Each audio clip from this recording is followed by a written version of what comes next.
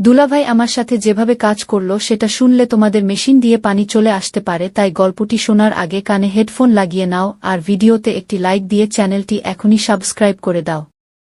সেদিন দুপুরে আমি বারান্দায় দাঁড়িয়ে কাপড় মেলছিলাম। হঠাৎ দেখলাম গেট খুলে দুলাভাই ভেতরে ঢুকল। ওর চোখে এক অদ্ভুত হাসি, যেটা আগে কখনো দেখিনি। আমি তাড়াতাড়ি কাপড় রেখে বললাম, আরে দুলাভাই, আপনি হঠাৎ? ও বলল, অফিস থেকে একটু আগে ছুটি পেয়েছি, তাই ভাবলাম তোমাদের দেখে যাই। আমি বললাম, আপু তো এখনো বাসায় নেই। ও হাসল আর বলল, তোমাকে পেলেই তো হলো। ওর চোখের সেই দৃষ্টি যেন আমার বুক কাঁপিয়ে দিল। মনে হলো যেন এই দৃষ্টি শুধু আমার জন্যই। আমি চুপচাপ রান্নাঘরের দিকে গেলাম, কিন্তু পেছন পেছন ও এসে দাঁড়াল। হঠাৎ আমার কাঁধে হাত রাখল, বলল, তুমি কি আমার উপর রাগ করেছ? আমি হাসলাম, বললাম, না দুলাভাই, তবে আপনি হঠাৎ এমন করে কেন কথা বলছেন? ও ধীরে ধীরে আমার হাত ধরল, আমার গাল স্পর্শ করল। আমি কেঁপে উঠলাম। মনে হচ্ছিল এই মুহূর্তে সবকিছু থমকে গেছে। আমি বললাম, আপু এসে গেলে রাগ করবে। ও হেসে বলল, ভয় পেও না, আমি তো শুধু তোমার সাথে একটু কথা বলতে চাই। কথা বলতে বলতে ওর হাত আমার হাতের উপর শক্ত হয়ে এলো। আমার মনে হচ্ছিল এটা শুধু কথা নয়, কিছু একটা বদলে যাচ্ছে। হঠাৎ ও আমাকে নিজের দিকে টেনে নিল। আমার বুক ওর বুকে লেগে গেল। আমি অবাক হয়ে তাকিয়ে রইলাম।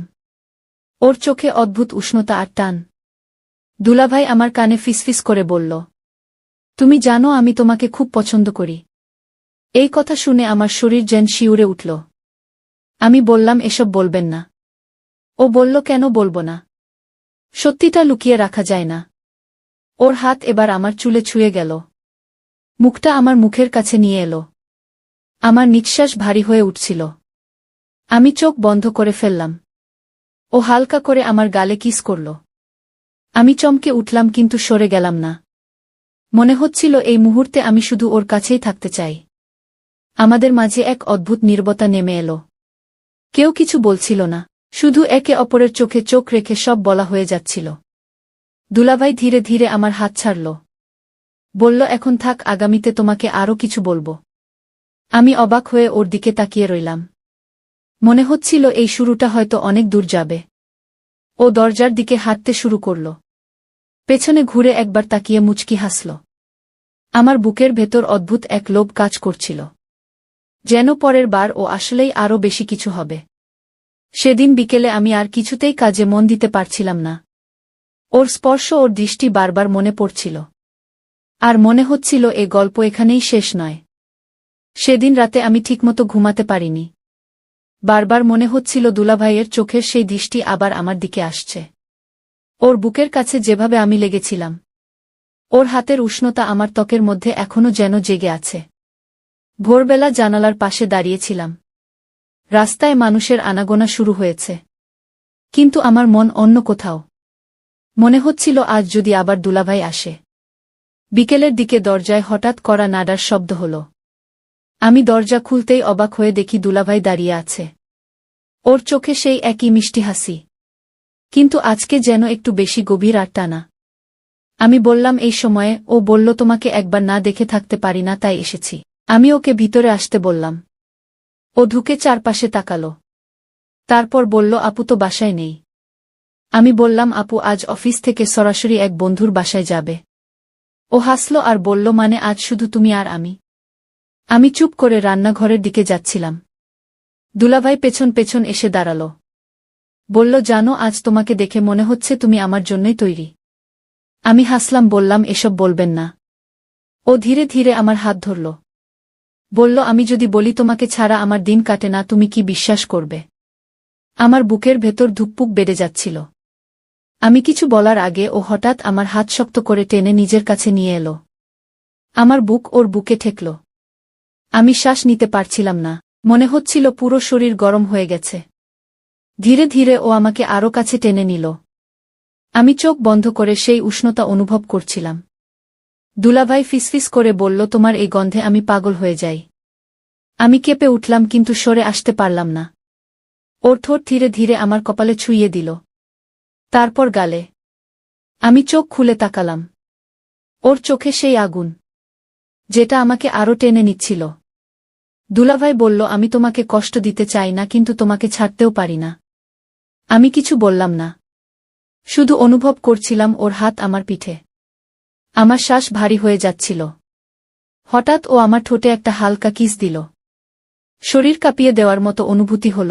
আমি চোখ বন্ধ করে মুহূর্তটাকে থামিয়ে রাখতে চাইলাম। ও বলল, আজ আমি তোমাকে শুধু অনুভব করাতে চাই। তুমি বুঝতে পারো আমি তোমার জন্য কতটা পাগল। আমি চুপ করে ওর বুকের কাছে মাথা রেখে দাঁড়িয়ে রইলাম। আমরা সোফায় বসে গেলাম। ও আমার হাত নিজের হাতে নিয়ে খেলছিল। মাঝে মাঝে আমার আঙুলে ঠোঁট ছুঁইয়ে দিচ্ছিল। আমার মন যেন অন্য জগতে চলে যাচ্ছিল। রাত নামতে শুরু করল। দুলাভাই বলল, আপু, ফিরতে এখনো অনেক দেরি হবে। তুমি চাইলে আমি থাকতে পারি। আমি কিছু বললাম না, শুধু মাথা নিচু করলাম। ও মুচকি হেসে বলল, বুঝে নিয়েছি। ও আবার আমার কাছে এসে দাঁড়াল। আমার মুখে একবার হাত বুলিয়ে দিয়ে কপালে কিস করল। বলল, আজকের রাতটা মনে থাকবে। আমি বুঝতে পারছিলাম ও সামনে আরও কিছু হবে, যা হয়তো আমার জীবন বদলে দেবে। ওর হাত আমার হাত ছাড়ল না। আমরা চুপচাপ বসেছিলাম। শুধু চোখের ভাষায় কথা হচ্ছিল। আর আমার ভেতরে একটা অদ্ভুত লোভ জন্ম নিচ্ছিল, যেন পরের মুহূর্তেই সবকিছু বদলে যাবে। রাত তখন অনেকটা নেমে এসেছে। ঘরের সব লাইট জ্বালানো, কিন্তু জানালা দিয়ে আসা হালকা বাতাসে পর্দা দুলছিল।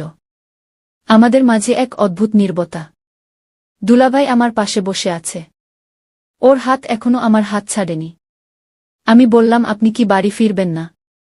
ও হাসল, বলল, ফিরতে মন চাইছে না। আজ তোমার সাথে থাকতে চাই। আমার বুকের ভেতর কেমন যেন দোলা লাগল। তবুও আমি চুপ করে রইলাম। দুলাভাই ধীরে ধীরে আমার কাছে আরও সরে এলো। আমার চুলে হাত বুলিয়ে দিল। বলল, জানো, তুমি হাসলে আমার মন শান্ত হয়ে যায়। আমি লজ্জা পেয়ে মাথা নিচু করলাম।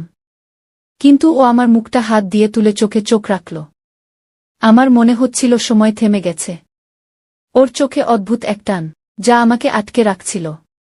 ও ধীরে ধীরে আমার গালে কিস করল, তারপর কপালে। আমি চুপ করে কিছু অনুভব করছিলাম। দুলাভাই বলল, আমি জানি তুমি আমাকে দূরে সরাতে চাও না। আমি কিছু বললামও না, শুধু চোখ বন্ধ করলাম।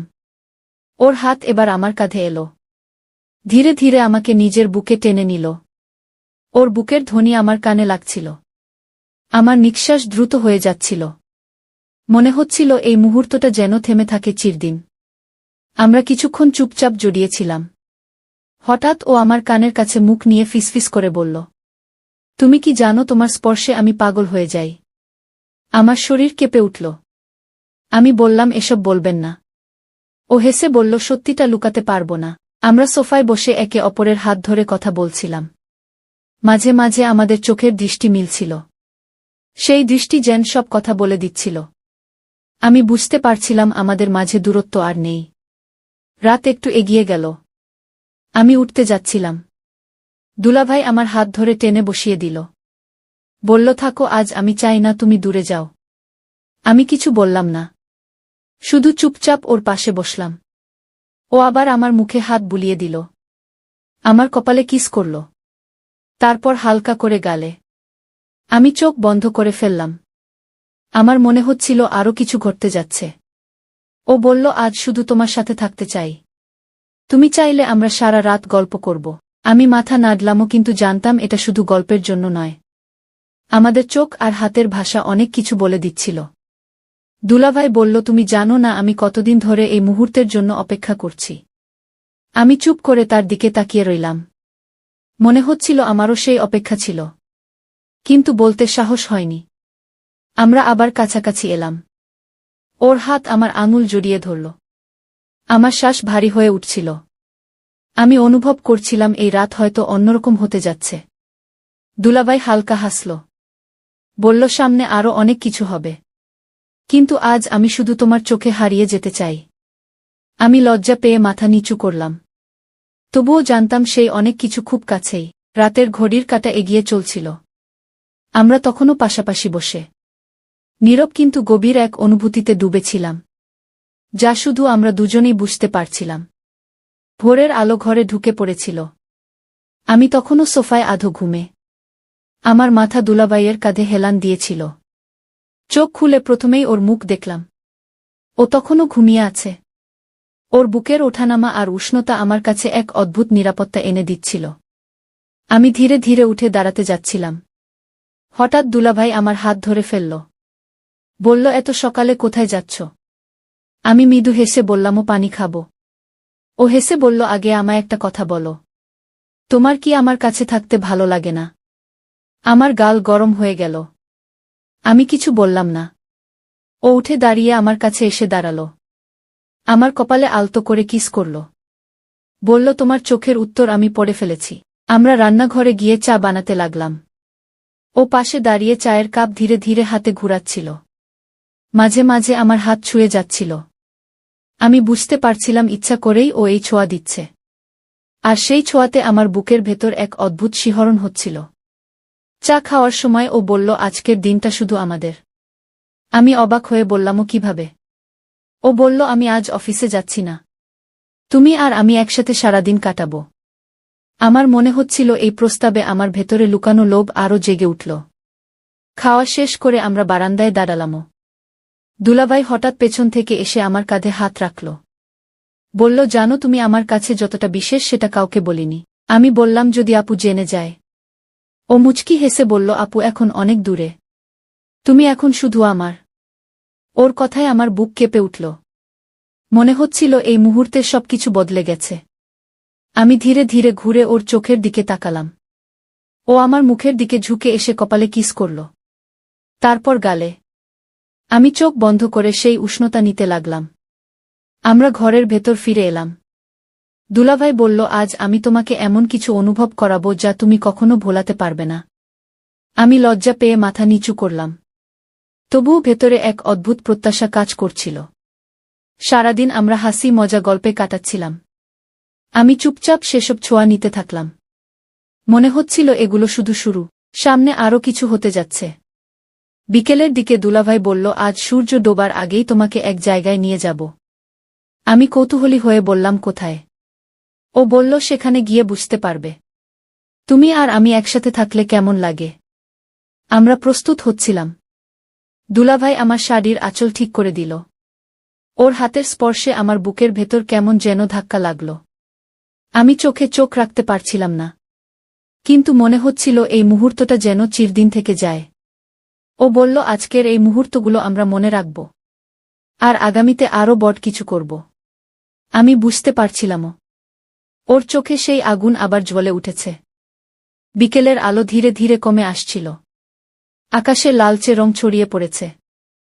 দুলাভাই বলল, চলো এখনই বের হব। আমি বললামও, কিন্তু কোথায়? ও মুচকি হেসে বলল, সারপ্রাইজ। আমরা রাস্তায় বের হলাম। হালকা বাতাসে আমার চুল উড়ছিল। দুলাভাই মাঝে মাঝে আমার দিকে তাকাচ্ছিল। ওর চোখে সেই আগুন লুকিয়েছিল, যেটা আমি এখন চিনে ফেলেছি। কিছুক্ষণের মধ্যে আমরা শহরের বাইরে চলে এলামও। একা একটা শান্ত জায়গা। চারপাশে গাছপালা আর দূরে একটা ছোট লেক। সূর্যের আলো পানিতে ঝিকিমিকি করছিল। দুলাভাই বলল, এই জায়গাটা আমার খুব পছন্দ, শান্ত আর নির্জন।